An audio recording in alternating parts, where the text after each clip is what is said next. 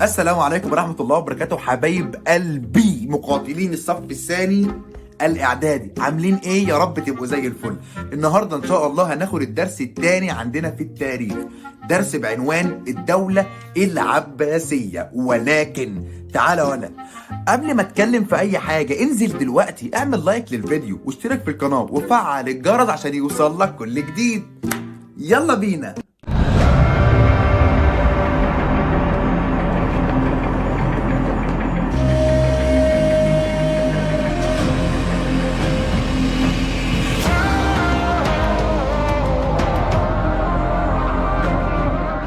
اخر حاجة خدناها في الدرس الاول اللي هو بعنوان الدولة الاموية كانت ايه بقى؟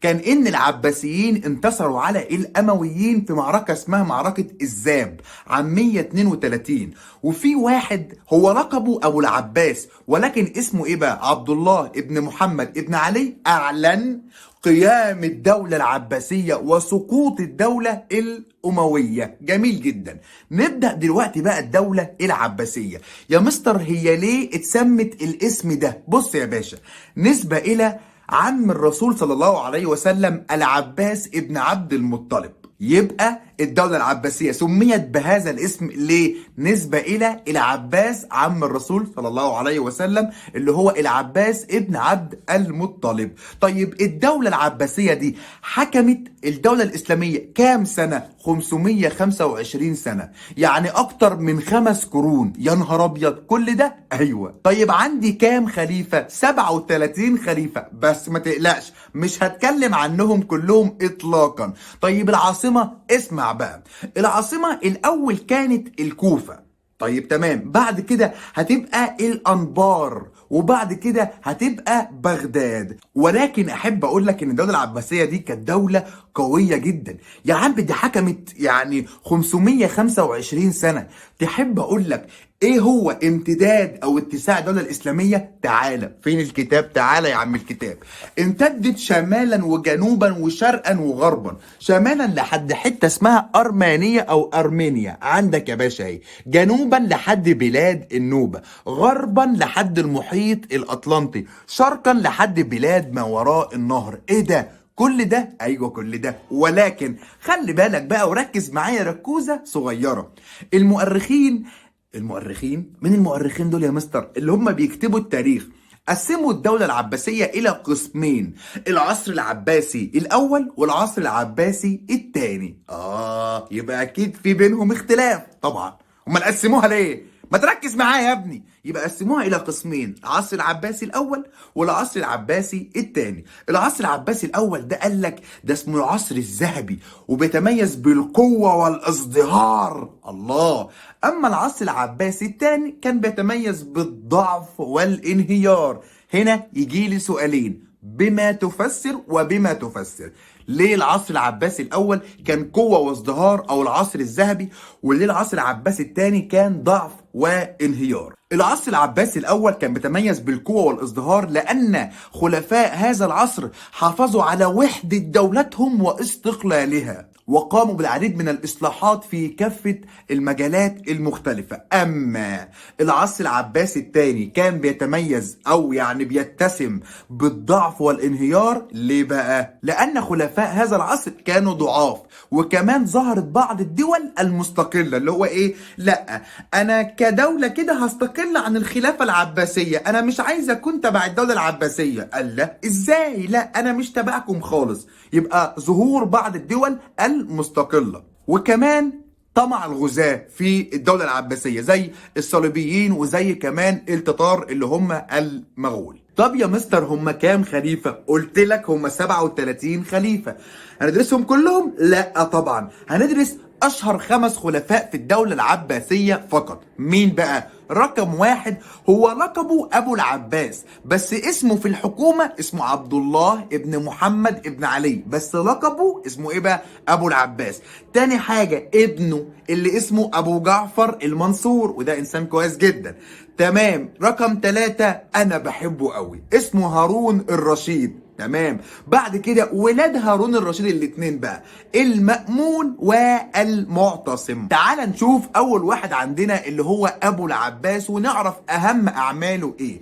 انا قلت لك ان اسمه عبد الله ابن محمد ابن علي. اهم اعماله: واحد، أسس قواعد الدولة العباسية، يعني عمل الدستور اللي هنمشي عليه في الدولة العباسية. تاني حاجة، نقل عاصمة الخلافة من حتة اسمها دمشق اللي هي أيام معاوية بن أبي سفيان إلى حتة اسمها الكوفة، يعني نقلها إلى الكوفة. بعد كده قال لك لا مش عجباني، عايز أغير المكان، نقلها إلى مكان اسمه الأنبار. يبقى نقل العاصمة إلى الكوفة ثم إلى الأنبار. كانت الأول فين؟ في دمشق أيام الدولة الأموية اللي هو ايام معاويه بن ابي سفيان. هو نقلها من دمشق الى الكوفه، ثم بعد كده من الكوفه الى حته اسمها الانبار، ودي موجوده في العراق. وجدد الطريق اللي بين مكة وبين الكوفة وزوده بالمنارات، يعني لإرشاد المسافرين من مكة إلى الكوفة. وخلص معايا كده يا باشا اللي هو أبو العباس اللي اسمه أصلا عبد الله ابن محمد ابن علي. ناخد بقى ابنه أبو جعفر المنصور.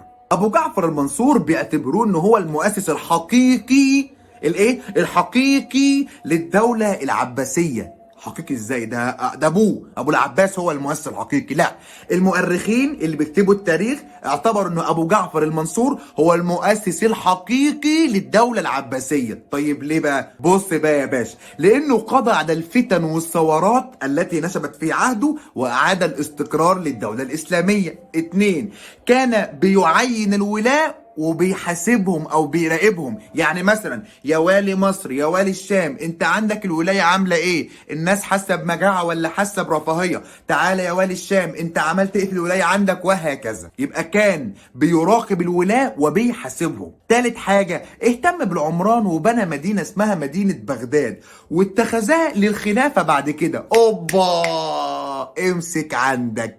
يبقى انتقلت الخلافة في الدولة العباسية إلى 3 أماكن.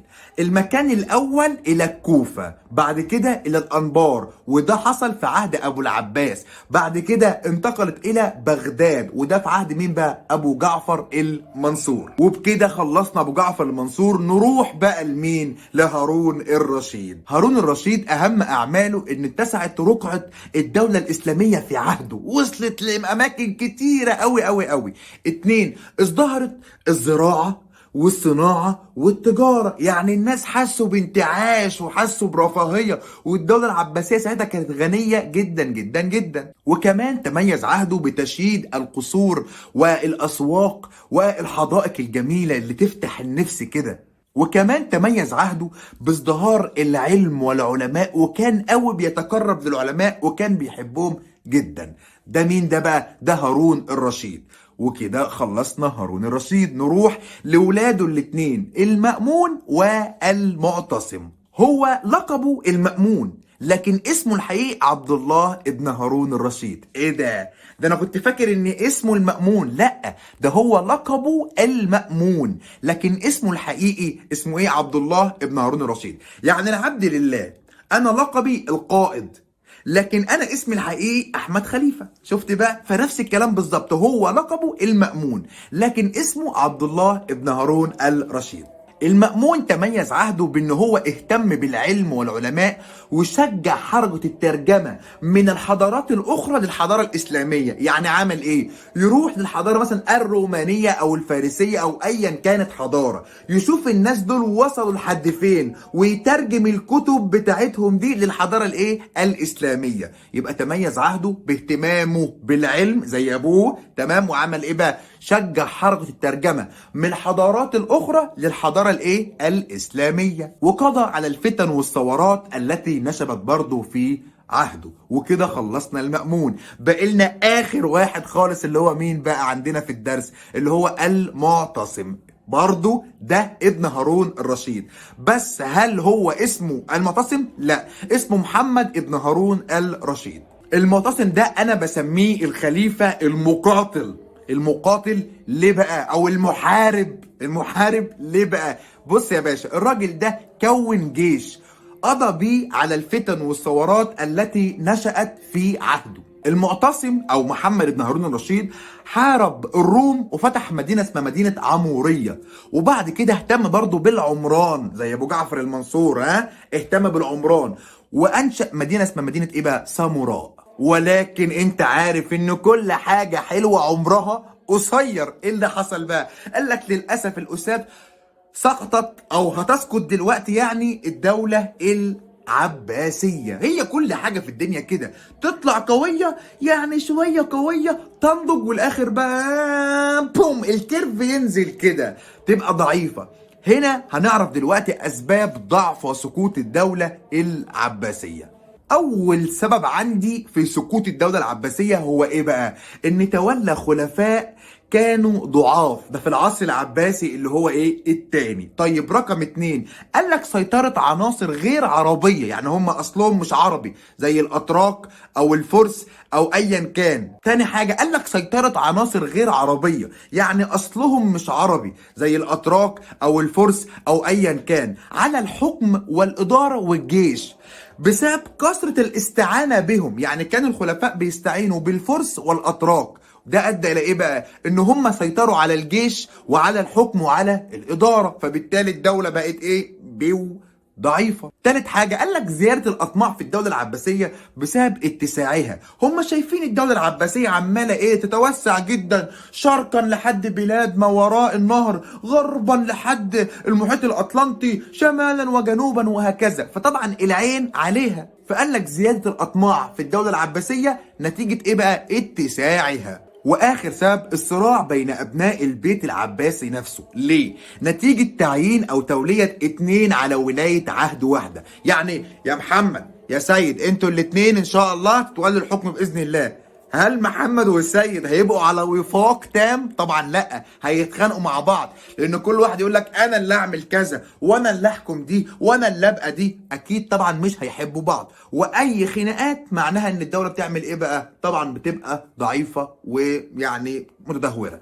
كل هذه العوامل ادت الى سقوط الدوله العباسيه على يد ناس جاموس ما بيرحموش اسمهم المغول. اي نعم تم احياء الدولة العباسية مرة اخرى على يد الظاهر بيبرس في القاهرة، ولكن كانت يعني خلافة كده سورية اسما فقط بس مش فعل يعني، وبعد كده مصر هتبقى دولة عثمانية.